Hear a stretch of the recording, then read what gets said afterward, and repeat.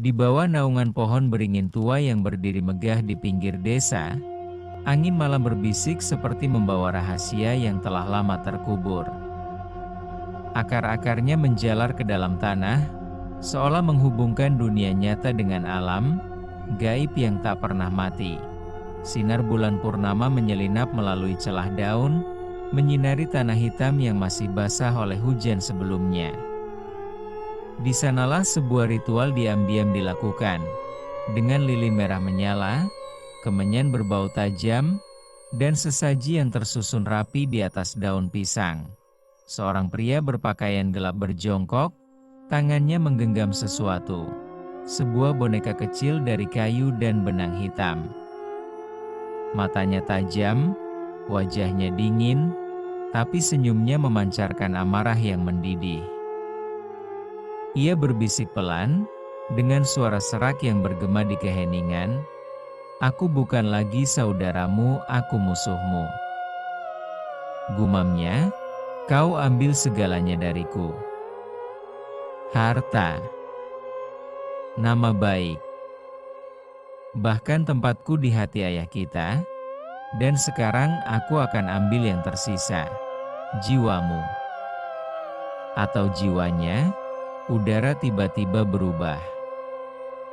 Angin bertiup lebih kencang. Lilin-lilin padam satu persatu, seakan ada tangan tak terlihat yang meniupnya. Suara jeritan bayi samar terdengar dari kejauhan, meskipun tidak ada rumah di dekat sana. Pria itu bangkit, lalu menatap ke arah langit. "Mulai malam ini, dendamku hidup kembali." Dan bersamaan dengan kilatan petir yang menyambar, ia lenyap dalam kepulan asap tebal. Meninggalkan hanya bayangan dan janji balas dendam yang tak akan pernah usai. Assalamualaikum warahmatullahi wabarakatuh.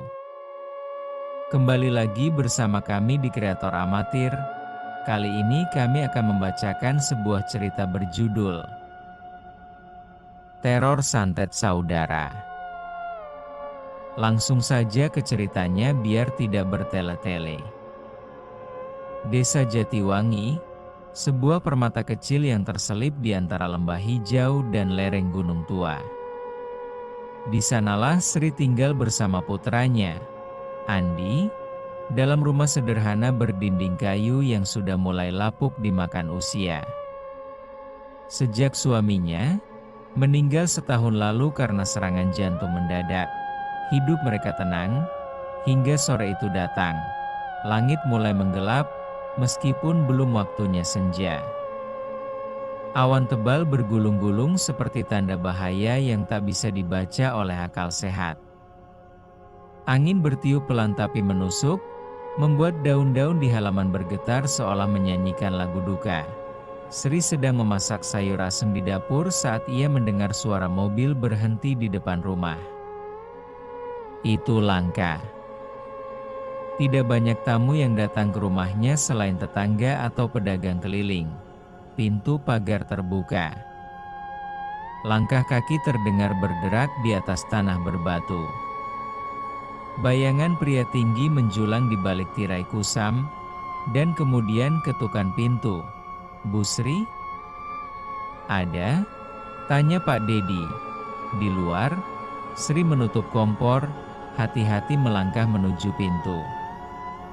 Tangannya gemetar tanpa alasan yang jelas. Ia membuka pintu perlahan. "Dedi, ada apa kemari?" tanya Sri. "Sudah lama kita nggak ketemu." "Boleh aku lihat keponakanku?" tanya Pak Dedi. Tersenyum tipis, "Andi lagi tidur siang." "Lagian kamu tiba-tiba sekali," ujar Sri, menahan nada ragu. "Aku cuma mau kasih salam. Dan lihat bagaimana anak pamannya tumbuh," ujar Pak Dedi. Masuk tanpa izin, Sri menutup pintu pelan. Matanya tidak pernah lepas dari pria itu.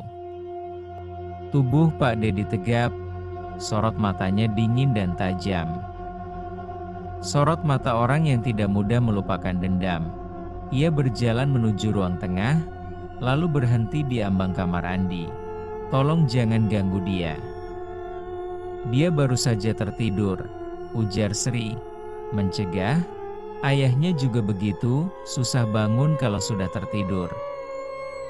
"Sayang sekali nasib buruk itu menimpanya," kata Pak Dedi, tanpa menoleh. Sri diam. Ia tahu suaminya pernah bertengkar hebat dengan saudaranya beberapa tahun lalu. Tapi sampai hari ini, ia tak pernah tahu penyebab pastinya. "Kamu tahu ada warisan yang belum selesai?" tanya Pak Dedi. Memandang Sri dengan senyum dingin, "Kami sudah tidak punya masalah dengan keluarga besar suamiku," jawab Sri. Berusaha tenang, Pak Dedi mendekat perlahan. Suaranya rendah, nyaris berbisik, "Begitu ya? Kita lihat saja nanti," bisik Pak Dedi. Lampu di ruang tengah berkedip-kedip sejenak. Udara menjadi dingin. Dan untuk pertama kalinya, Sri merasakan sesuatu yang sangat asing. Rasa takut pada saudara iparnya sendiri. Hari-hari setelah kunjungan Pak Dedi terasa tenang di permukaan. Tapi gelisah di hati Sri. Ia mencoba mengabaikan perasaan tidak nyaman itu, berusaha meyakinkan dirinya bahwa semua baik-baik saja. Namun, sepekan berlalu, dan Andi mulai berubah. Ia sering merasa lemas tanpa sebab. Demamnya naik turun, meskipun tidak ada tanda-tanda flu atau penyakit biasa. Tapi yang paling membuat Sri cemas adalah mimpi buruk yang mulai menghantui anaknya. Setiap malam, Andi menjerit ketakutan, berkeringat dingin, dan sesekali menggumamkan nama Paman Dedi dengan suara parau. Suatu malam, ia bahkan bangun sambil menangis dan berkata, "Dia memasukkan jarum ke tubuhku." Sri tak bisa lagi mengabaikan firasat buruknya. "Andi, nak, bangun. Kamu mimpi buruk," ujar Sri. Membangunkan Andi. "Paman Dedi, dia datang lagi.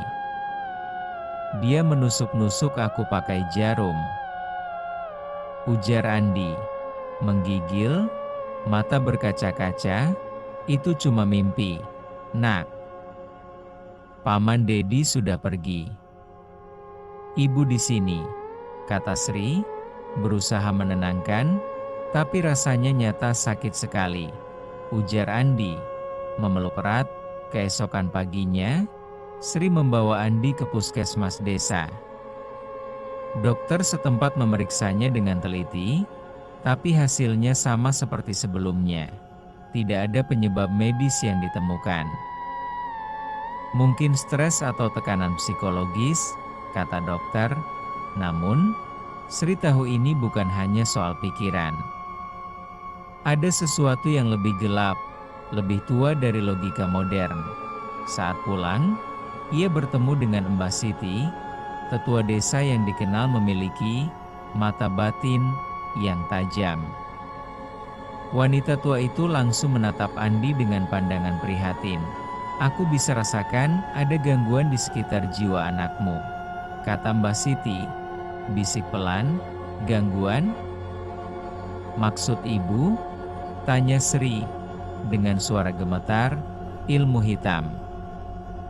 Ilmu yang dibuat untuk menyakiti santet," jawab Mbah Siti, menatap lurus ke mata Sri.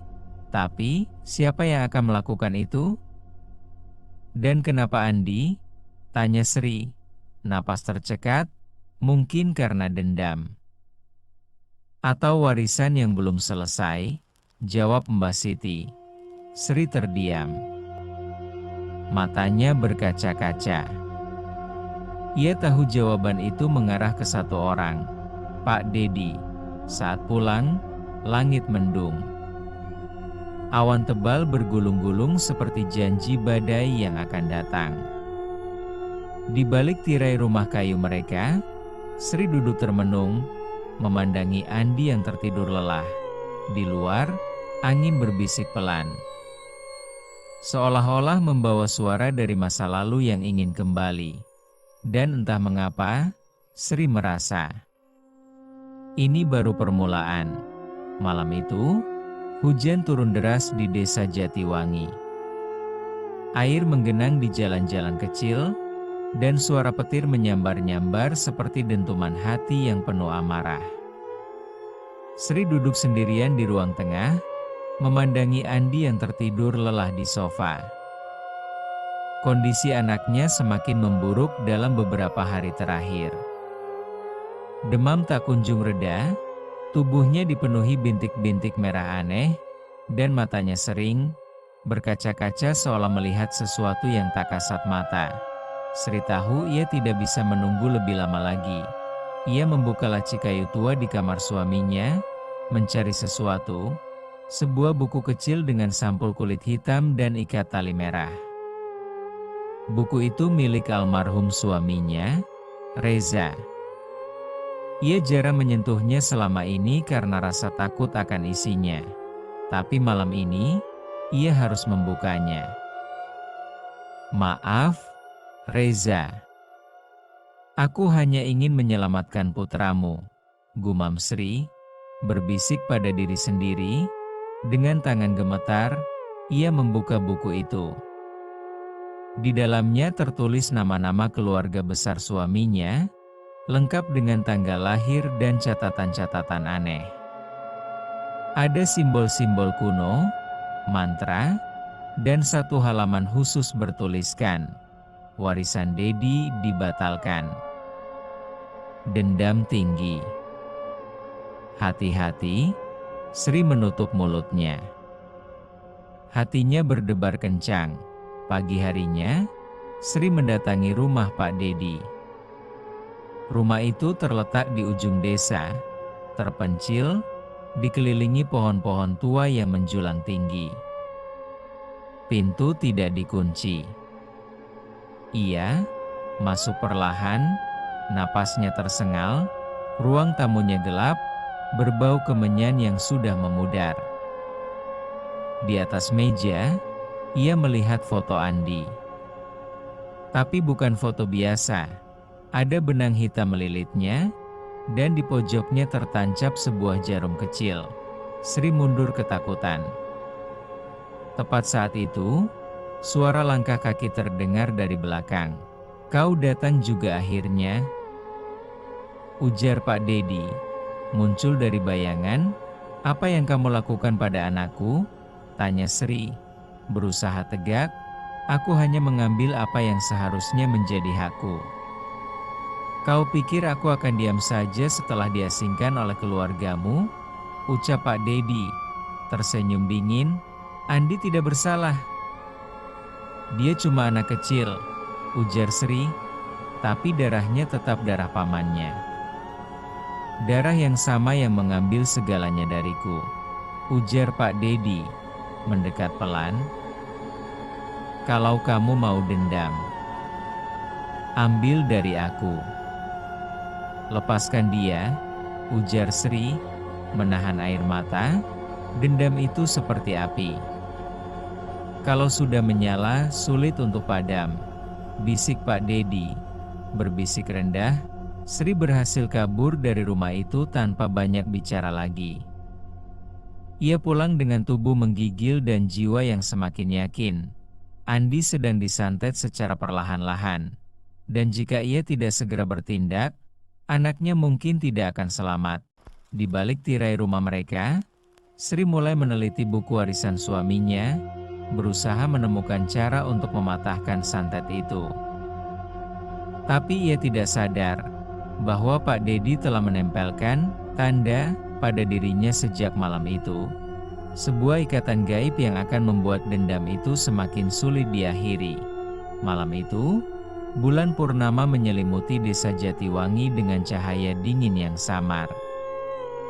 Di dalam rumah tua Sri, udara terasa sesak dan berat, seolah-olah ada kekuatan tak kasat mata yang mengintai di setiap sudut. Sri duduk bersila di tengah ruang keluarga, mengelilingi sejumlah benda aneh. Daun sirih, air 7 sumur, kunyit, beras merah, dan lilin putih. Ia tidak sendirian. Di sampingnya duduk Mbah Siti, tetua desa, yang dikenal memiliki ilmu penawaran santet. Andi terbaring lemah di atas tikar, wajahnya pucat, napasnya tersengal-sengal. Tubuhnya dipenuhi bintik merah yang semakin menyebar. Ini adalah malam yang ditunggu-tunggu Sri. Malam ritual untuk mematahkan ikatan santet yang melilit jiwa anaknya. Kamu yakin ingin melanjutkan ini? Ilmu hitam tidak akan pergi begitu saja. Dia akan melawan. Tanya Mbah Siti, berbisik pelan, saya tidak punya pilihan lagi. Anak saya sedang sekarat. Jawab Sri, mengepal tangan, baik. Tapi ingat, jika kamu gagal, dia bisa datang sendiri untuk mengambil nyawa kalian berdua. Ujar Mbah Siti. Saya siap, kata Sri, mengangguk mantap. Ritual dimulai. Mbah Siti membacakan mantra-mantra kuno dalam bahasa Jawa kuno yang hampir tidak bisa dimengerti oleh akal modern. Lilin-lilin menyala tanpa angin, lalu padam secara bersamaan. Udara menjadi dingin menusuk tulang. Tiba-tiba, Andi menjerit keras. Matanya terbuka tapi tidak fokus. Mulutnya menggumamkan sesuatu, bukan kata-kata manusia biasa. Dia datang, dia mau ambil aku. Tahan dia, Bu Sri. Jiwa anakmu sedang dicabut, ujar Mbah Siti, mengeraskan suara. Andi, dengarkan ibu. Kamu aman. Ibu di sini, kata Sri, memeluk Andi erat-erat. Paman Dedi. Dia di belakang ibu. Dia senyum-senyum, ujar Andi, meronta. Sri menoleh cepat. Bayangan hitam muncul sejenak di balik tirai, lalu lenyap. Keluarlah. Jiwa ini bukan milikmu, teriak Mbah Siti, melemparkan daun sirih ke udara. Pada detik itu, sebuah jarum kecil tiba-tiba muncul dari mulut Andi, jatuh ke lantai dengan bunyi klik.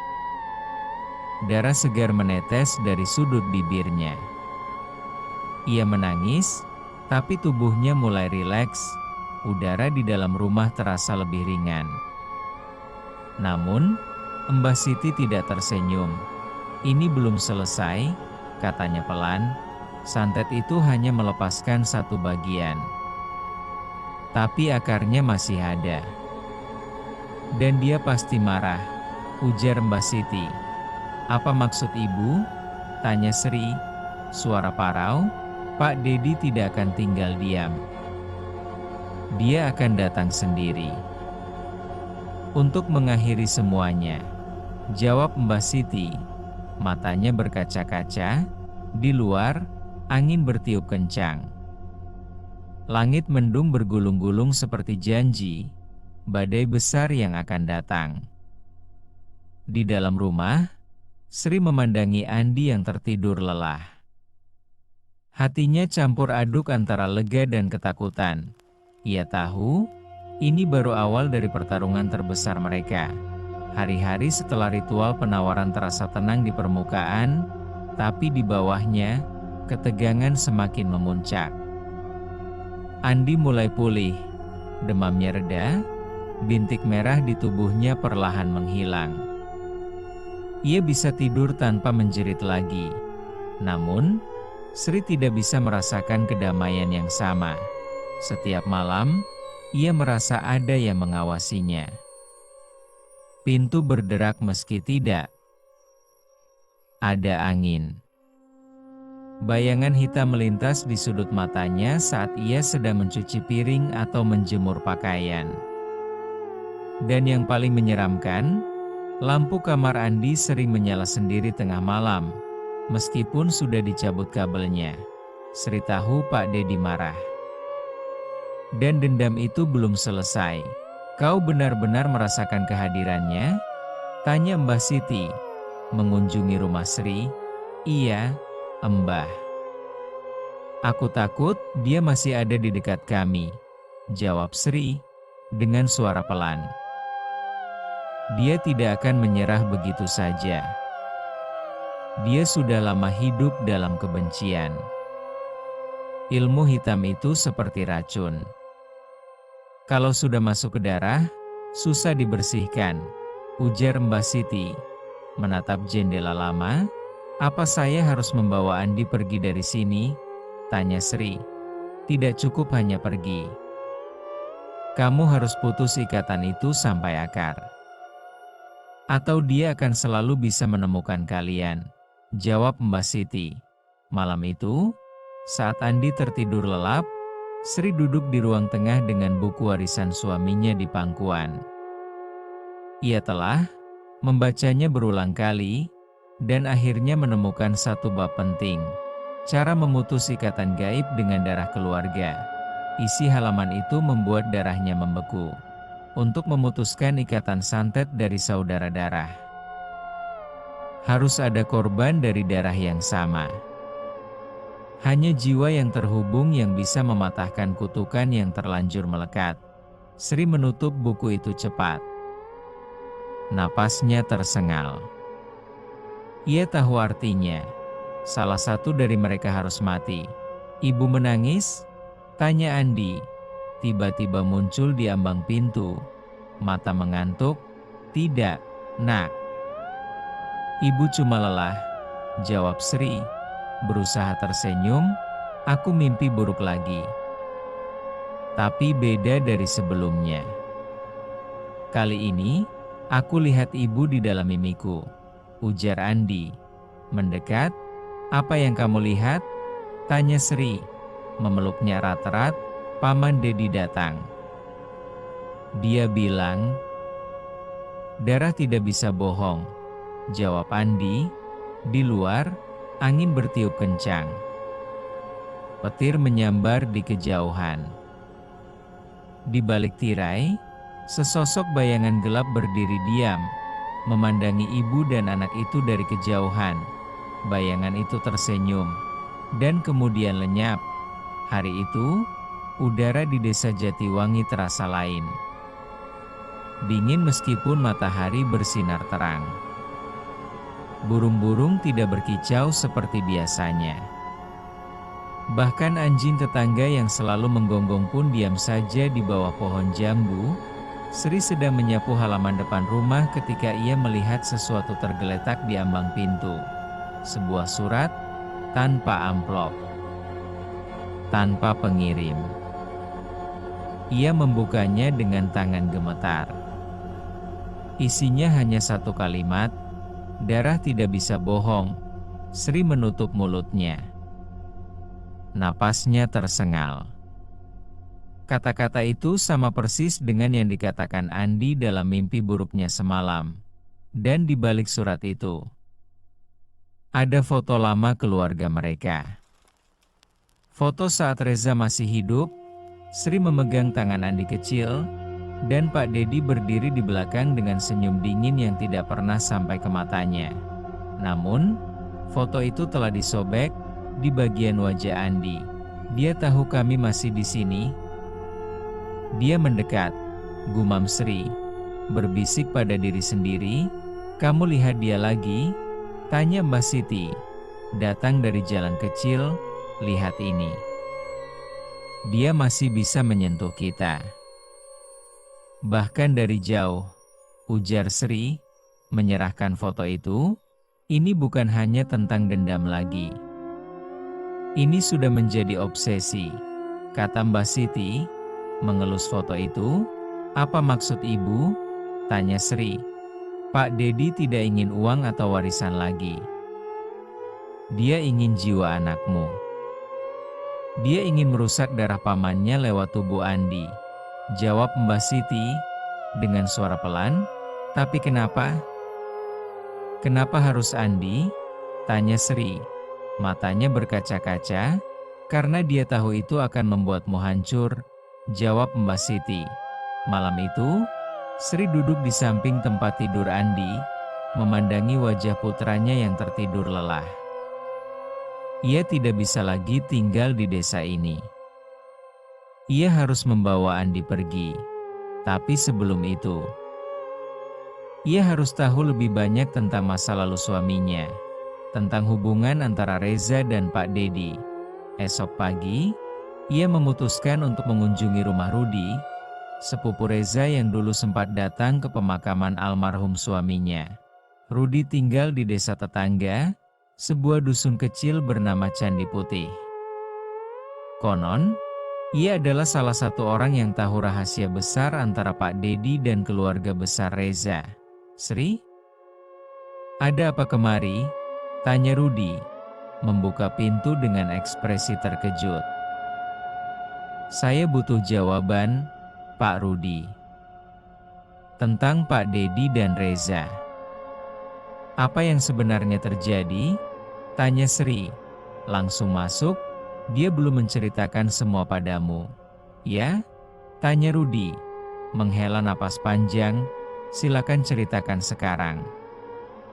"Sebelum semuanya terlambat," jawab Sri, "Pak Dedi bukan cuma dendam karena warisan.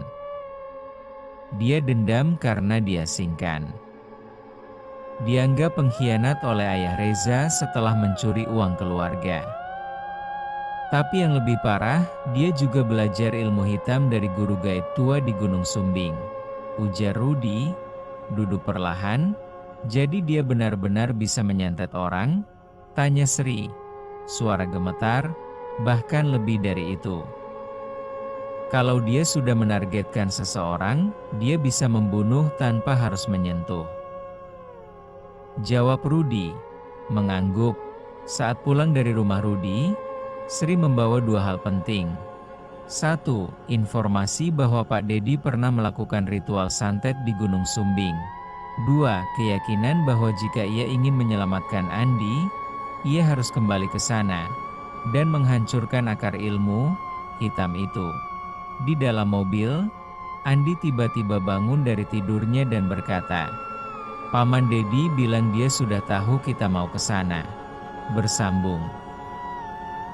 Terima kasih kepada teman-teman semua yang sudah menonton dan menyimak juga mendengarkan cerita ini. Wabillahi taufiq wal hidayah. Wassalamualaikum warahmatullahi wabarakatuh.